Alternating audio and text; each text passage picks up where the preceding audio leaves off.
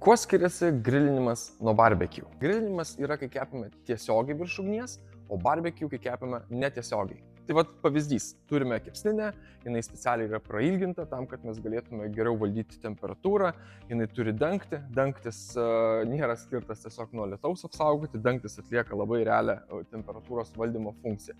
Tai įsivaizduokime, šitoj kepsniniai mes susikūrėme ugnį per pusę. Tai reiškia, turime šitoj pusėje žaryjas, čia yra tuščia, nėra žaryjų.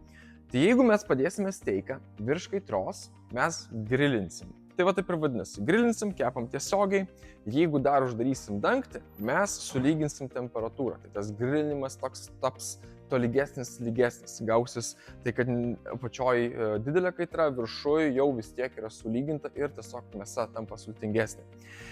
Jeigu mes norime, kaip pavyzdys, kepti kepinius, kurie kepa ilgiau. Nu, tarkim, vištienos ketvirčiai. Tai jeigu mes juos kepsim tiesiog virš ugnies, juos reikės labai dažnai vartyti ir jie vis tiek greičiausiai sudegs.